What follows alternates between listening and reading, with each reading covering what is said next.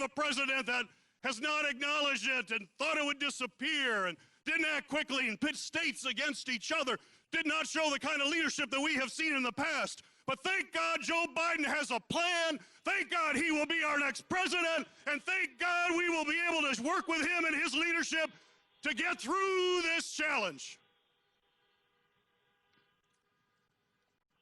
But I will say that Joe Biden, you know, he can't do it alone. He needs help. He needs friends. And he needs friends in the United States Senate. He needs a Democratic majority in the United States Senate.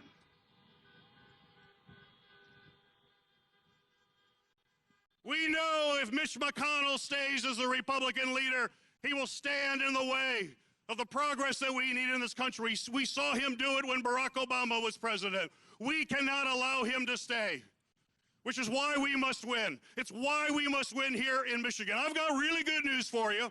We have a real shot to take the majority in the United States Senate. But one thing we must do is we must win here. We must hold this seat, and we will hold this seat as a Democratic seat from Michigan in the United States Senate.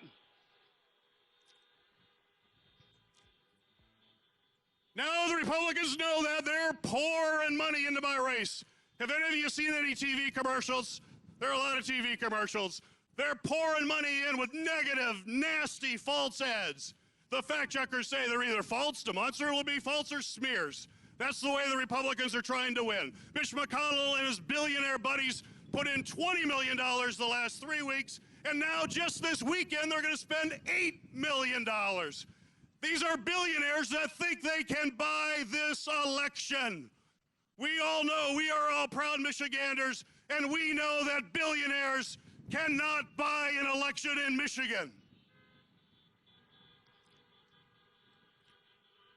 We know that billionaires have a lot of money. We get that. But one of the many reasons this country is so great, a billionaire still gets one vote. We get one vote. And we have more votes here today in Flint than those billionaires.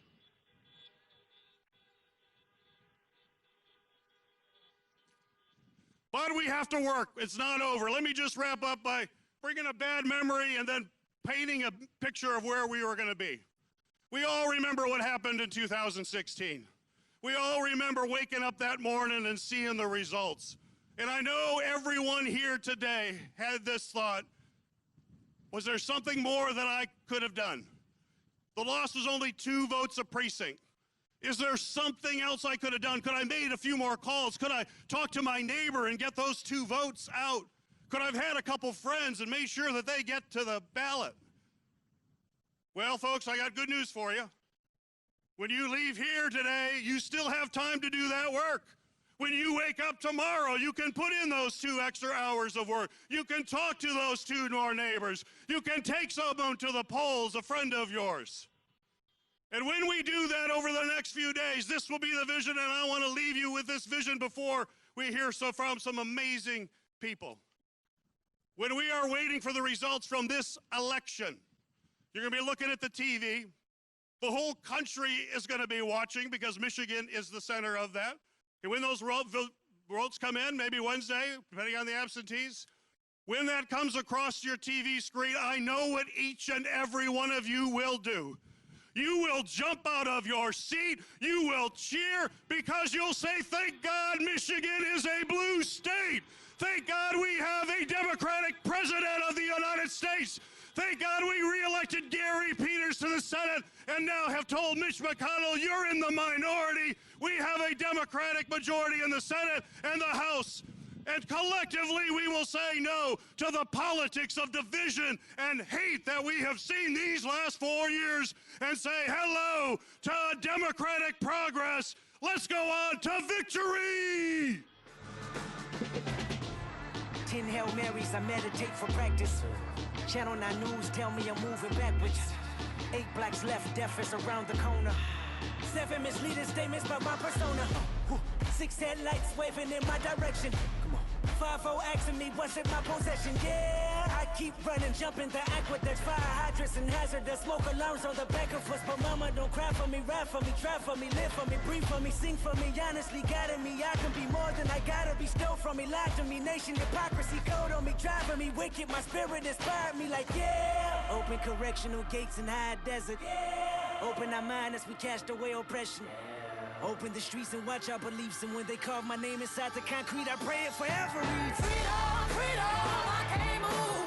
Freedom, cut me loose. Yeah. Freedom, freedom, where are you? 'Cause I need freedom too. I break chains all by myself. Won't let my freedom rot in hell. Hey, I'ma keep on running 'cause a winner don't quit on themselves. What you want from me? Is it true? You see, Father, get in there. What you want from me? Is it true? You see, Father, get in there. As a reminder, today's event has been set up to adhere to social distancing guidelines as outlined by health experts in the state of Michigan. Thank you.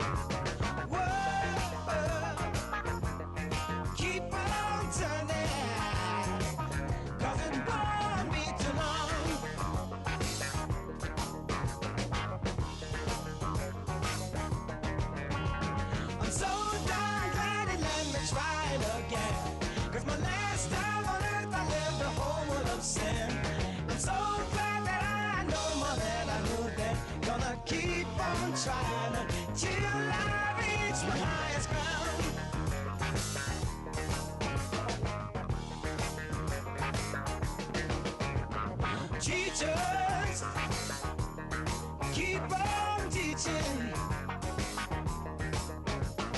Preachers, keep on preaching. Words, keep on turning.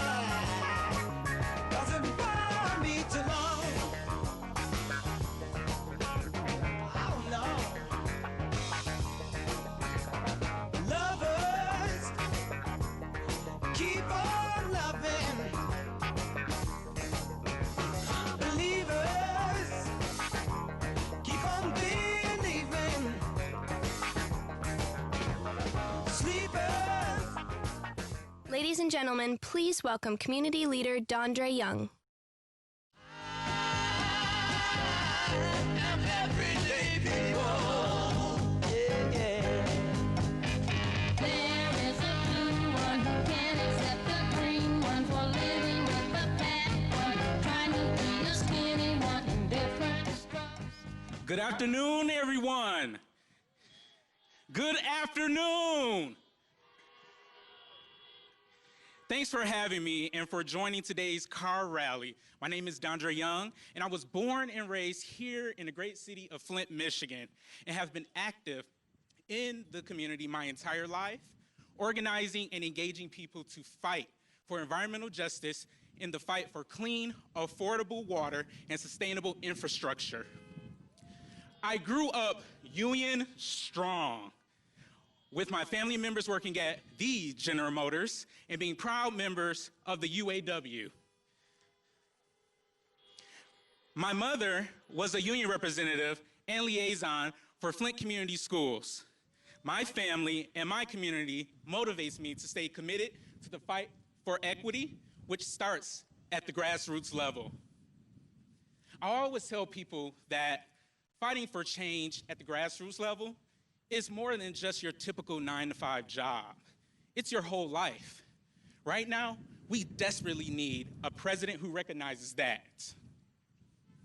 This pandemic has shined a bright light on the inequities that define our system. This president has used his words in this nation's highest office to stoke the flames of hate and division. I don't need to tell all of you that enough is simply enough. This just simply isn't going to work for us.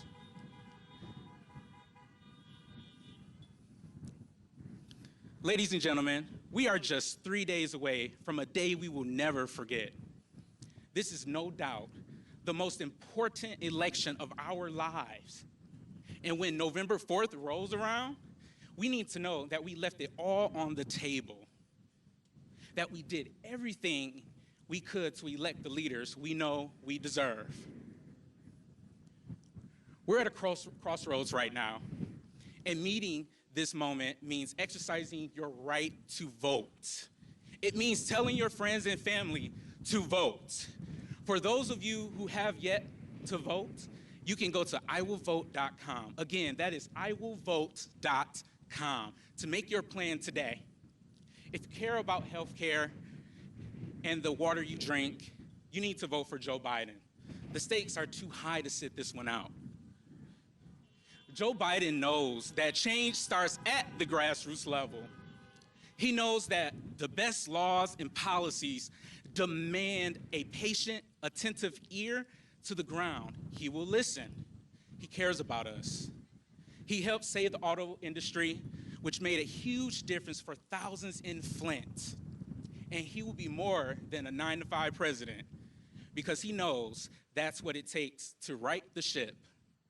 Here in Flint, we are no strangers to what it takes, or rather, what it means to suffer a public health crisis.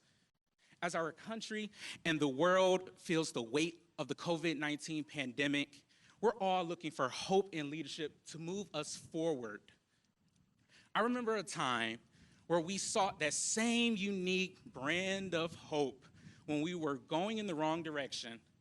We used our power, made history, and elected the first Black president of the United States.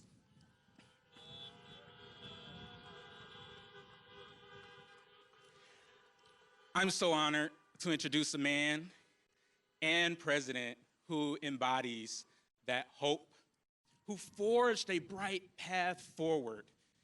But one little housekeeping item, before I welcome him to the stage, we're asking that you please refrain from honking your horns during President Obama and Vice President Biden's remarks.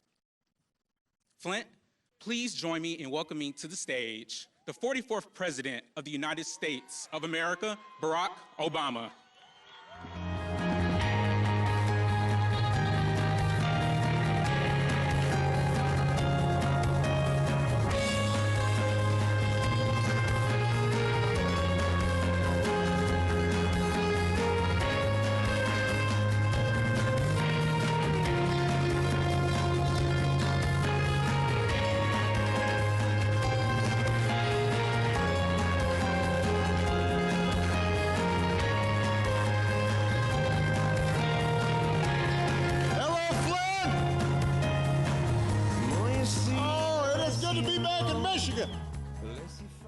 Good to be back in the Midwest, getting a little closer to Chicago from here.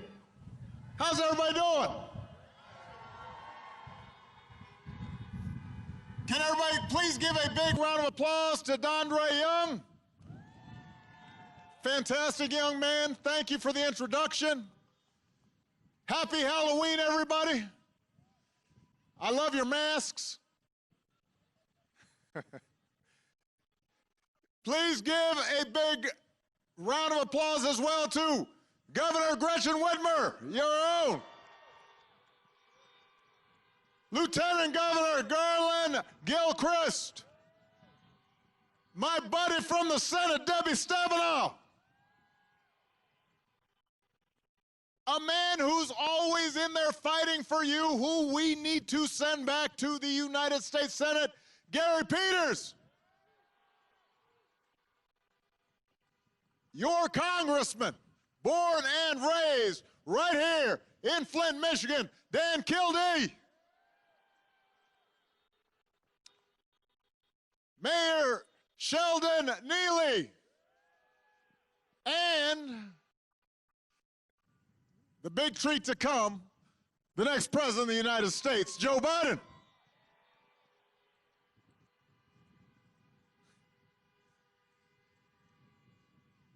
"3 days, Flint.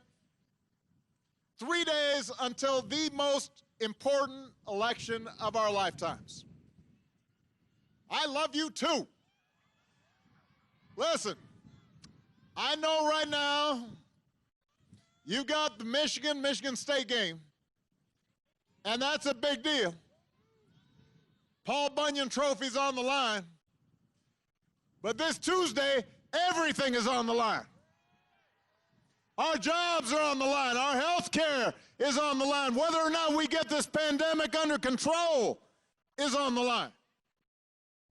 But here's the good news. On Tuesday, you can choose change. On Tuesday, you can elect Joe Biden and Kamala Harris. You can choose a better America. And what's even better news is you don't have to wait until Tuesday to cast your ballot, Michigan. You can vote in person right now. Just go to iwillvote.com. Find your polling place. Get out there and vote. And if somebody like you already voted, go help your friends and family make a plan to vote. Because we need everybody, not just some people. We got to get everybody out there. I love you too. Okay, that's it. Put that mask back on. Listen, Michigan, Joe Biden is my brother. I love this. I love Joe Biden, and he will be a great president. Now, I'll admit, 12 years ago, when I asked him to be the nominee for vice president with me when I was running, I didn't know Joe that well. We had served together in the Senate, but he and I came from different places, part of different generations. But I quickly came to admire Joe as a man who learned early on to treat everybody he meets with dignity and with respect. Living by the words his mom taught him, "No one's better than you, Joe, but you're no better than anybody else." And that sense of decency and empathy, the belief in hard work and family and faith, the belief that everybody counts, that's who Joe is. And that's who he'll be as president. I can tell you, the presidency doesn't change who you are, it shows who you are. It reveals who you are. And for 8 years, Joe was the last one in the room whenever I faced a big decision. And he made me a better president. He's got the character and the experience to make us a better country. And he and Kamala are going to be in the fight, not for themselves, but for every single one of us. And we sure can't say that about the president we've got right now. You know, I've said this before. I never thought Donald Trump would embrace my vision. I understood he didn't agree with my policies, but I did hope, for the country's sake, that he might show some interest in the job. He might take the job seriously. He never has. He hasn't shown any interest in doing the work or helping anybody but himself and his friends, or treating the presidency as anything more than a reality show to give him the attention that he craves. But unfortunately, the rest of us have to live with the consequences. Almost 230,000 Americans are dead. More than 100,000 small businesses have closed. Almost 300,000 jobs are gone in Michigan alone. America just had its single worst week of new COVID cases. And what's his closing argument? Here we are, the worst week, this week. I mean, we've been going through this now for months. The federal government has had an opportunity to respond for months. And his closing argument this week is that the press and people are too focused on COVID. COVID, COVID, COVID, he's complaining. He's jealous of COVID's media coverage. And now he's accusing doctors of profiting off this pandemic. Think about that. He said this just yesterday. Said doctors are overblowing it because they're going to make money off it. Doctors. He cannot fathom. He does not understand the notion that somebody would risk their life to save others without trying to make a buck. His chief of staff says, we're not going to control the pandemic. That's a quote. Said it last week. We are not going to control the pandemic. We noticed, Mr. Chief of Staff. We understand you're not going to control the pandemic. But you know who will? Joe Biden will. When we elect him President of the United States.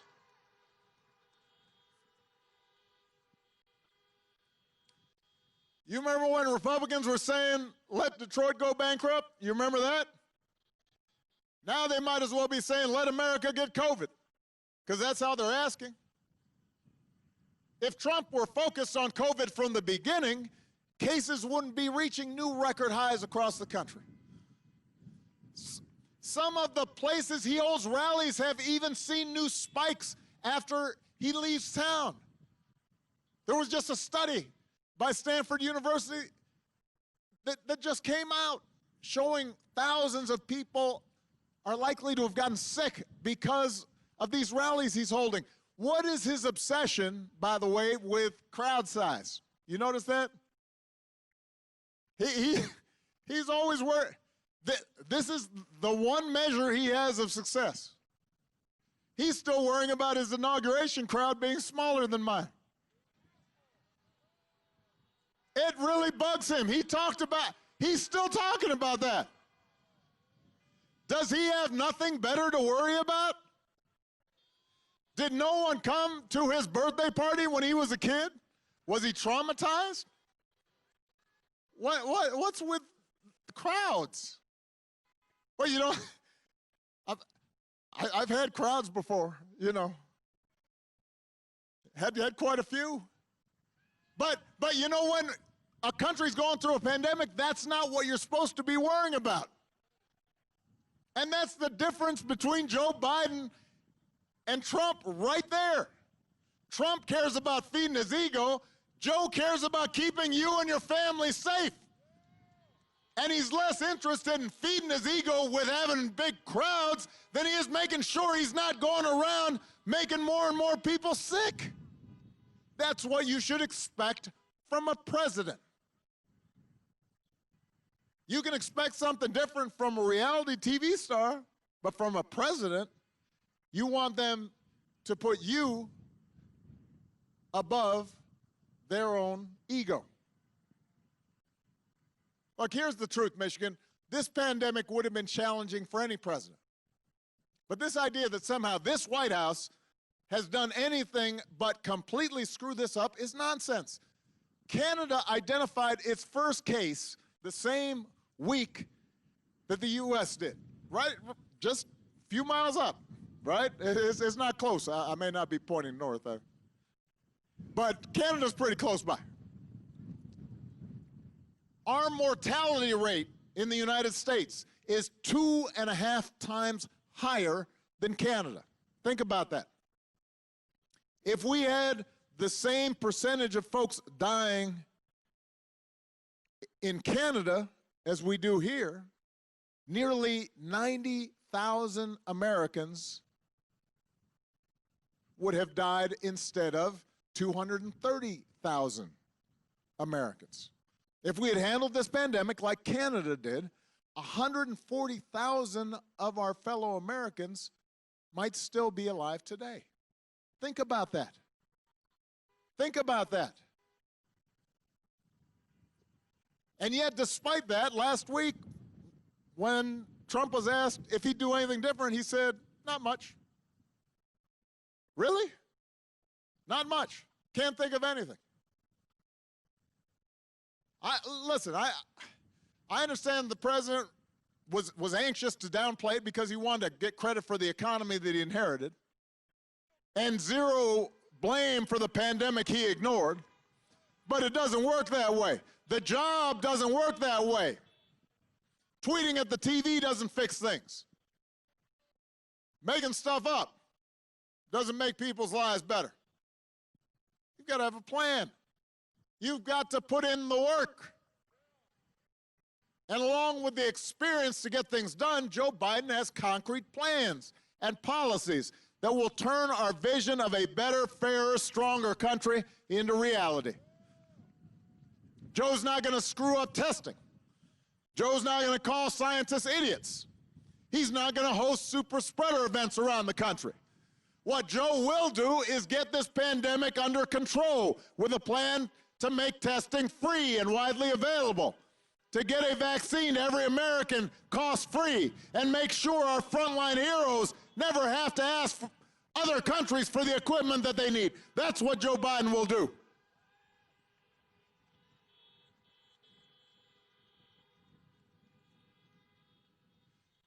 Joe's plan will guarantee paid sick leave for workers and parents affected by the pandemic.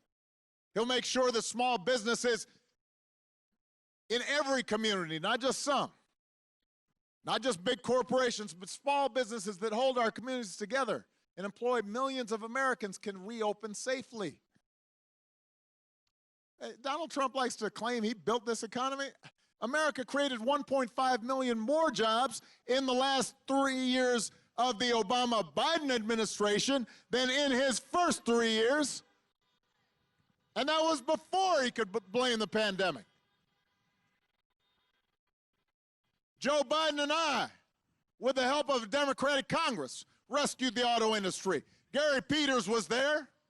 He told us to bet on Michigan, and we did. And manufacturing in Michigan grew by 15% over our last 4 years. Trump promised he'd make Michigan the manufacturing hub of the world again. It's up 1% under his first 4 years. 15% under Obama-Biden, 1% under him. That's Michigan, right here. We handed him the longest streak of job growth in American history. But the economic damage he inflicted by botching the pandemic response means he'll be the only president since Herbert Hoover to actually lose jobs. Herbert Hoover. That's a long time ago. Joe Biden and Gary Peters know that the key to a strong economy isn't cutting more taxes for billionaires. It's lifting up the prospects for working Americans. And Joe's got a plan to create 1 million new auto-related jobs by accelerating electric vehicle production. He's got a plan to create 10 million good, clean energy jobs and fight climate change and secure environmental justice, something that's relevant to Flint, Michigan. You know something about that. He'll pay for his plans by rolling back Trump's tax cuts for billionaires. And this is important. Joe sees this moment not to get back to where we were, but to build on the progress we made together and finally make long overdue changes so that our economy actually makes life a little easier for everybody. For the waitress trying to raise a kid on her own. For the student figuring out how to pay for next semester's classes. Or the shift worker always on the edge of getting laid off. Or the cancer survivor who's worried that her pre-existing conditions protections will be taken away. Let's talk about health care for a second. Let's talk about health care for a second. Republicans love to say right before an election that they'll protect your pre-existing conditions. That's what they say. Well, you know what? Joe and I actually protected them 10 years ago with the Affordable Care Act.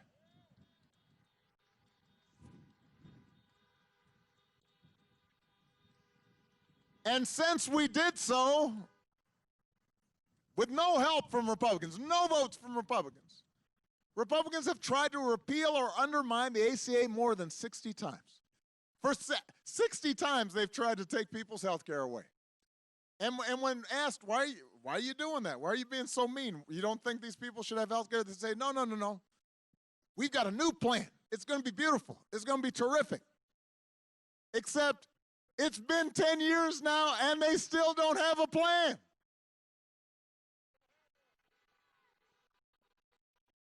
They're trying to bamboozle you.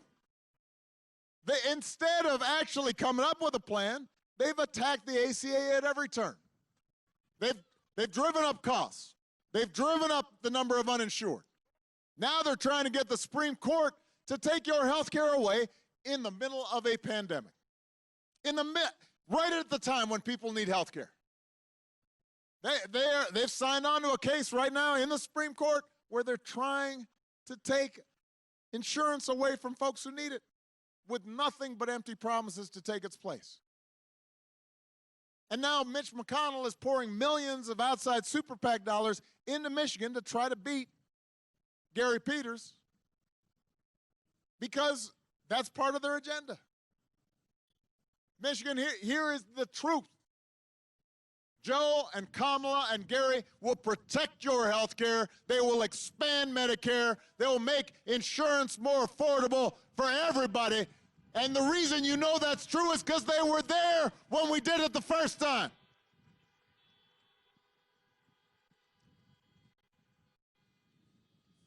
And here's another thing. With Joe and Kamala at the helm, this is a big benefit. Michelle and I were talking about this over dinner the other day. You're not going to have to think about them every day. You're not going to have to argue with your family about them every day. It won't be so exhausting. You'll be able to get on with your lives knowing that the president is not going to suggest we inject bleach as a possible cure of COVID. You won't have to find out. You won't wake up in the morning and kind of open your phone. Oh, newsflash. The president retweeted conspiracy theories that the Navy SEALs didn't actually kill bin Laden. You're not going to have a president who goes out of his way to insult people just because they don't support him. This is not normal behavior, people. We would not tolerate it from a teacher or a coach or a coworker or a family member. If a neighbor was acting like this, you'd stay away from that neighbor. Why would we accept it from the President of the United States? And you know what? There are consequences to this action. There are consequences to his actions. It's not just a joke. It's not funny. Those actions embolden other people to be mean and divisive and racist. And it frays at the fabric of all of our lives, and it affects how our children see the world and how they treat each other. It affects the way our families get along. It affects the way the world sees America. That's why Joe talks about the soul of America. That's why he talks about decency and kindness and responsibility and hard work. That, more than anything, is what separates Joe Biden from his opponent. He actually cares about every American. He does not have a mean-spirited bone in his body. I have seen him spend time with people, strangers that he doesn't know. When he hears about they're going through a hardship, he talks about what he's gone through. When he sees a kid, his eyes light up because he thinks about his own kids and grandkids. Joe Biden tries to live the values we cherish: honesty, hard work, kindness, humility, responsibility, helping somebody else out. That used to be the definition of manliness, not strutting and showing off, acting important, bullying people. Used to be being a man meant taking care of your other people. Not going around bragging, but just doing the work. Not looking for credit. Trying to live right. Passing on those values to your kids. Looking out for a community. Carrying your weight. Giving up a little bit of what you might have to help somebody who has a real need. When you elect Joe, that's what you'll see reflected from the White House. And those shouldn't be Republican or Democratic values. They didn't used to be. They're what we grew up learning from our parents and from our grandparents.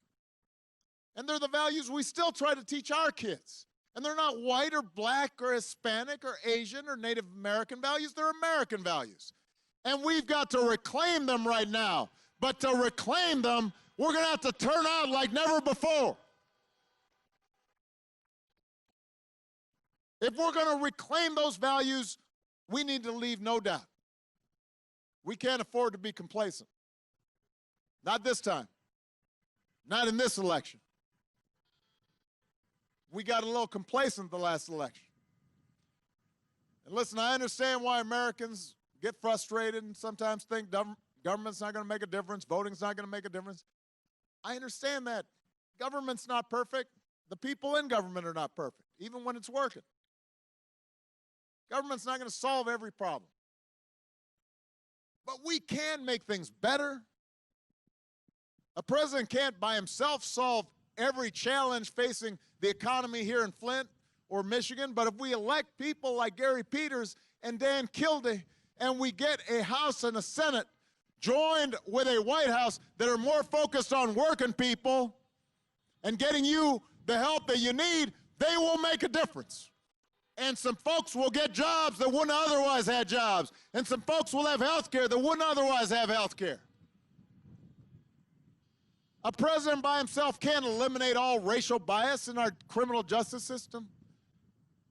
But if we elect district attorneys and state's attorneys and sheriffs focused on equality and justice, and we once again have a Justice Department and a Civil Rights Division in the Justice Department that cares about these issues, we can make things better. And that's what voting's about. Not making things perfect, but making things better. It puts us on a track so that generations from now we can look back and say, you know what? Right about then, things started getting better again. The fact that you don't get 100% of what you want right away, that's not a good reason to vote. You just got to keep at it. You know, typically just over 50% of us vote who are eligible. Think about that. Almost half of the people in most elections who are eligible to vote don't vote. Imagine if 60% of us voted. Imagine if 70% of us voted. Imagine January 20th, when we swear in a president and vice president who's got a plan to get us out of this mess, who care about folks like you, who've been in your shoes, who know what it's like to struggle, who know what it's like to have to work hard, who are thinking about working Americans and have a plan to help you start getting ahead. Imagine what it's going to be like to have a president and a vice president who believe in science and who have a plan to protect this planet for our children and who believe in racial equality and are sending a clear signal that we're all in this together and are doing the work to bring us closer so that we have an America where no matter what we look like, where we come from, who we love, or how much money we've got, we can make it. And we have a place, and we're treated with dignity and respect. Michigan, that's what's possible. And I'm asking you to remember that it's possible. I want you to remember what this country can be. But you can't just imagine a better future. You can't just wish for it. You've got to fight for it. You got to fight for it. We got to out-hustle the other side. We got to vote up up and down the ticket like never before, right here in Michigan and all across the country. We've got to leave no doubt about who we are and what this country stands for. And if we do, we will send Gary Peters back to the Senate. And we will elect a man who loves this country and who cares about you and who will fight for every single one of us and will look out not just for folks who support him, but even the folks who don't. My friend, the next president of the United States of America, Joe Biden. Joe Biden.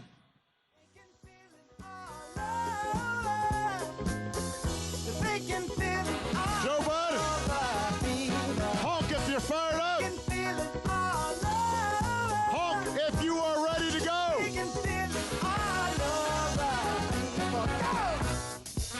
Joe Biden.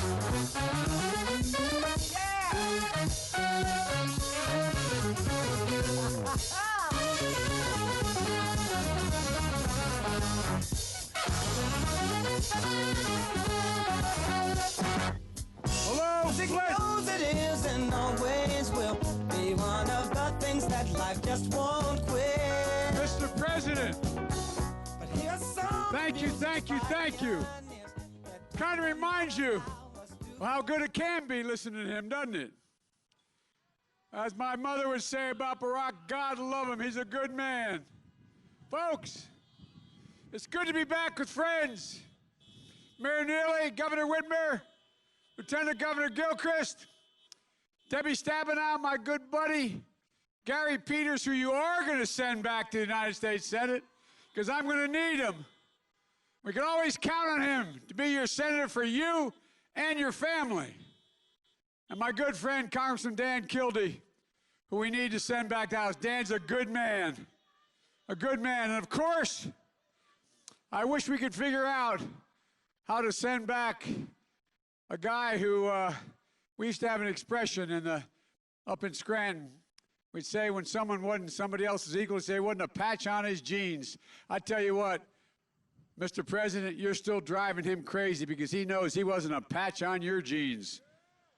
I tell you what, Barack Obama, it's great to be with the president again.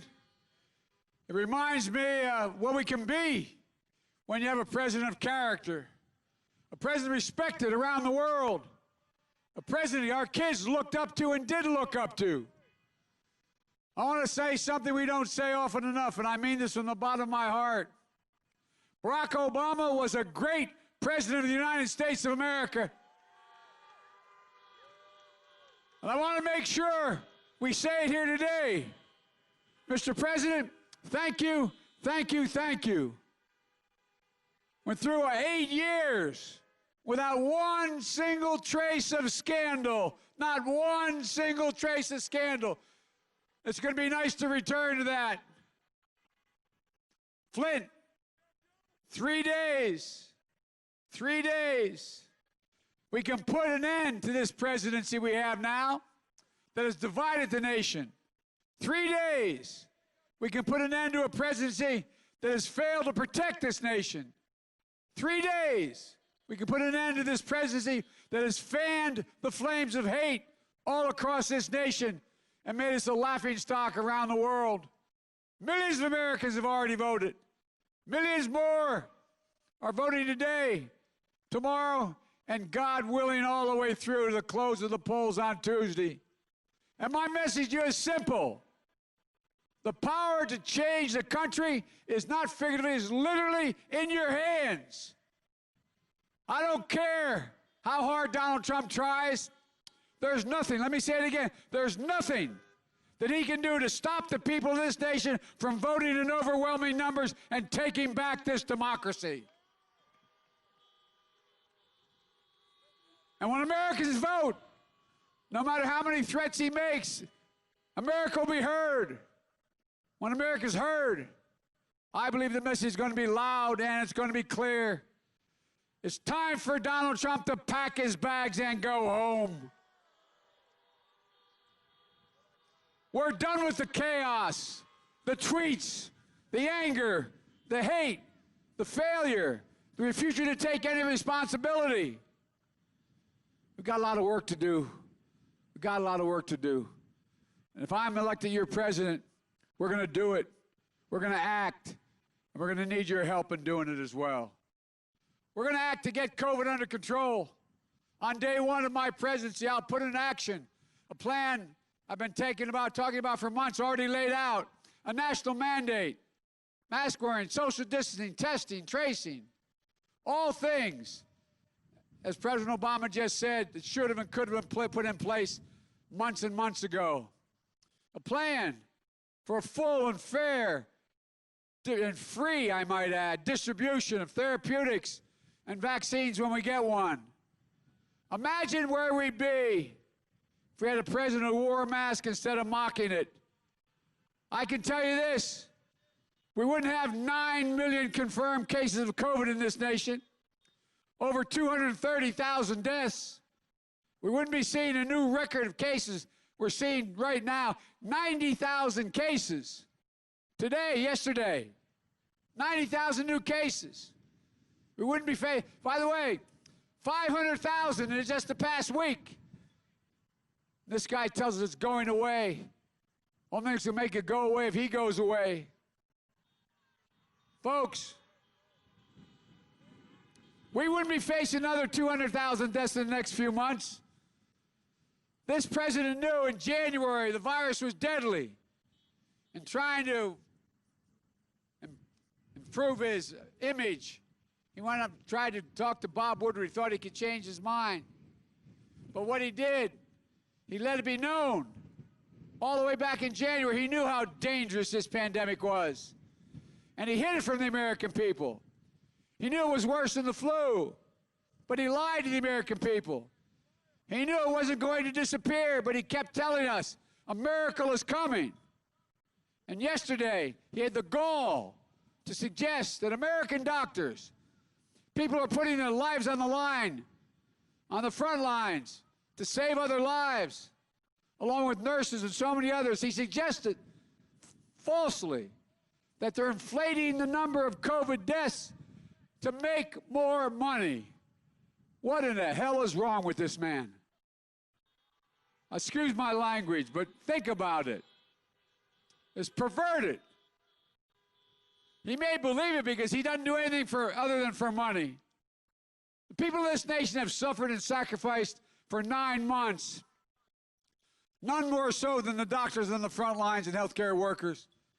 And this president is questioning their character, their integrity, their commitment to their fellow Americans. It's more than offensive. It's a disgrace, especially coming from a president who has waved the white flag of surrender to this virus. Our frontline health workers, they've given their all to beat the virus. We have a president who's just given up. I will never raise the white flag of surrender. We're going to beat this virus, and we're going to get it under control. And the first step to doing that is beating Donald Trump. Look,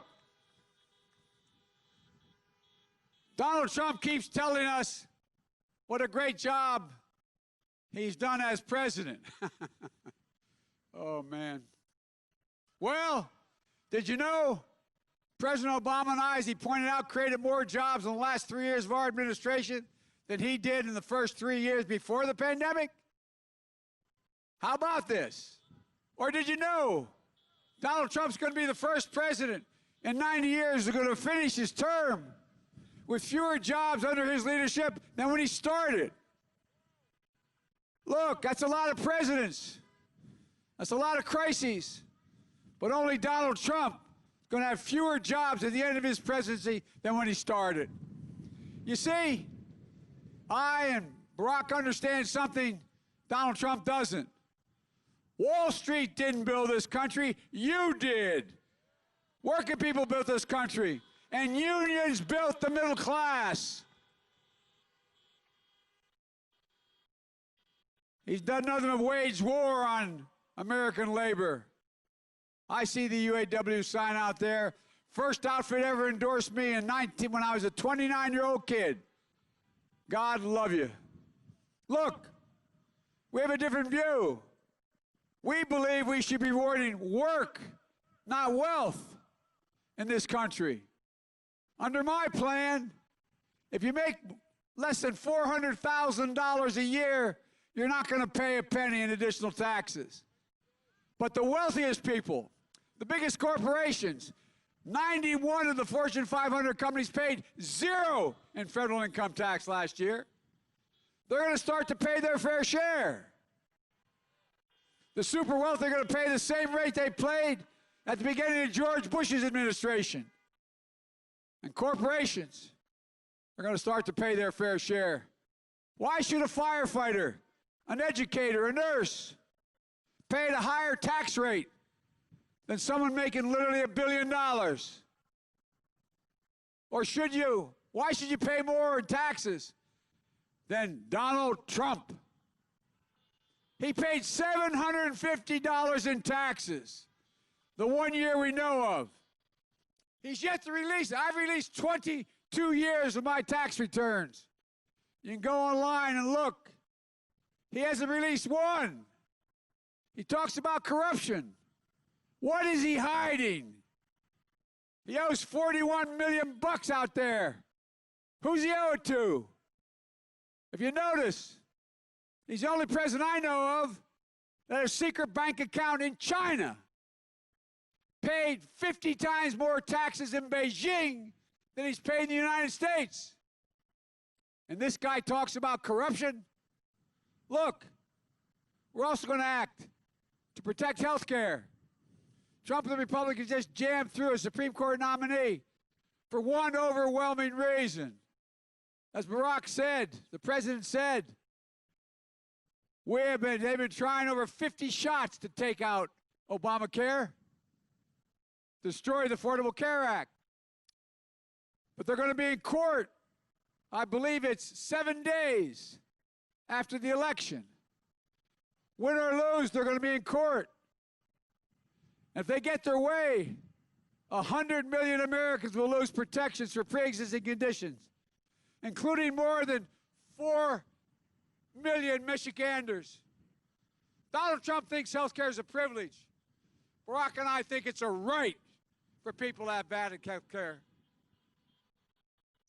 We're not only going to restore Obamacare, we're going to build on it. We're going to keep your private insurance if you like it, and you can choose a Medicare-like public option if you don't. We're going to increase subsidies to lower your premiums and deductibles. Out-of-pocket spending, reduce prescription drug costs by 60%. Look, we're going to make sure you keep the protections for people with pre-existing conditions. Meanwhile, Donald Trump laid out what he's going to do in his second term if he's elected to Social Security. The actuary at the Social Security Administration says if he gets that plan passed, it will, quote, bankrupt Social Security by 2023. Something millions of Americans live on, paid for their whole life. When I said back 6 years ago, as Debbie will tell you, when I said the Republicans were going to try to eliminate Medicare, everybody said, no, that's crazy. First thing Paul Ryan and the Republicans in the Congress did was try to cut billions of dollars out of Medicare. These guys mean what they say. I'm going to protect Social Security, Medicare and Medicaid, because it's a lifeline for so many hardworking folks. But folks, I have to admit to you, it's kind of personal with me. There's nothing worse that this president has done, in my view, than the way he speaks about our women and men in uniform and those who have given their lives. He called them losers and suckers. My son Bo was a major in the United States Army, gave up the Attorney General's job, and petitioned to be able to go with his unit to Iraq for 1 solid year after, as a U.S. attorney, being in Kosovo. I might add, I'm going to be a typical dad. He's the only foreigner in Kosovo that has a 12-foot memorial dedicated to him. The major highway they built, the Bo Biden Highway, because of his commitment. My son came home with a Bronze Star, the Conspicuous Service Medal, like so many others, before he passed away. But guess what? He wasn't a sucker, he wasn't a loser, nor any of you who served. You're patriots. And just like all of your sons and daughters, your parents and grandparents who served, the president likes to portray himself, I love this, likes to portray himself as a tough guy. When you were in high school, wouldn't you have liked to take the shot? Anyway, it's a different story, but anyway. A macho man. But when's the last time you read about, saw, heard about a president of the United States literally being laughed at by world leaders when he spoke at the United Nations? Laughed at, out loud. When's the last time you saw a president of the United States being openly mocked by the leaders of NATO at a NATO conference? And can you believe we have a president who acts like Vladimir Putin's puppy? Putin put bounties on the heads of American soldiers serving in Iraq, and Trump was too scared to challenge him. Talked to him 6 times, has never mentioned it. Trump's not strong, he's weak. He commands little respect on the international stage. This is the president who not only doesn't understand sacrifice, he doesn't understand courage, physical courage it takes to serve in uniform in a war zone. Maybe that's why 6 generals and admirals who worked for him left his administration and said he was unfit to be commander-in-chief. When's the last time any president has had that happen? Tough guy. That's why Joint Special Operations Commander General Stanley McChrystal. That's why head of the Navy SEALs who oversaw the raid on bin Laden, Admiral Bill McCraven, and 22 other 4-stars have endorsed me, saying they support me to be their next commander-in-chief. Because like Obama and Bush and before him, they know we respect them, we'll support them. I've been in and out of war zones as senator and vice president over 35 times. I tell you what, these folks we have, only 1% of the country is in the military. We owe them. They're the backbone, they're the sinew, they're the heart of who we are. That's why we have to support our military and get rid of Trump. Folks, you know, I want to tell you something. Think about this. This is a guy who says there's no such thing as climate change. He calls it a hoax. I see it as jobs, health, and safety. The impacts on climate are too often fall disproportionately on poor communities and communities of color. We're going to make sure communities benefit from the hundreds of billions of federal investment in infrastructure and climate change we're going to do as a consequence of the change in the structure. We're going to create local jobs to rebuild roads, fill sidewalk cracks, install broadband, create spaces to live, work, and play safely, to modernize infrastructure so you can turn on the faucet and clean water comes out. And when that happened in Flint, will never happen again anywhere in America. We can and must do this. Donald Trump has rolled back more than 100 environmental protection laws, many enacted under Barack and me. It also holds I'll hold polluters accountable with the most ambitious environmental justice agenda ever. Folks, we're going to act to deliver on racial justice in America. Protesting is not burning or looting. Violence cannot be tolerated, and it won't. But these protesters are a cry for justice. The names of George Floyd, Breonna Taylor, Jacob Blake will not soon be forgotten. They're going to inspire a new wave of justice in America. America has had their eyes opened up. They're ready. Look, I believe this country has to come together. I know when I announced well over a year ago, when I said I wanted to unite the country, everybody said that's naive. That was a long time ago. You did it before, Biden, but you can't do it again. Well, we can and we must. We have no choice. That's how democracies work. I'm running as a proud Democrat, but I will govern as an American president.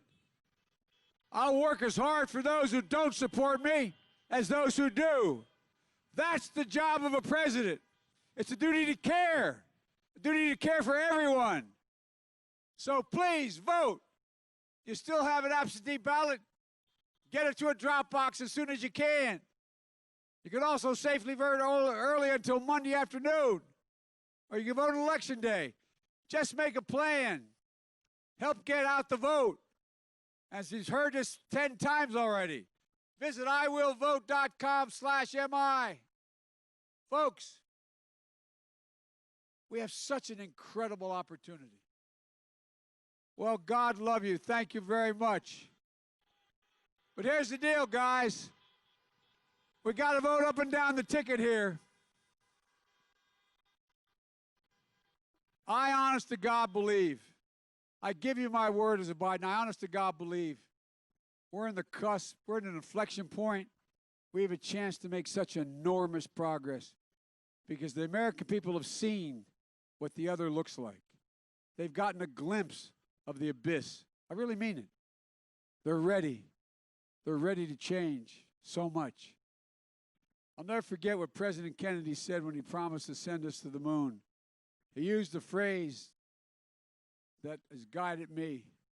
He said, we're doing it because, quote, we refuse to postpone.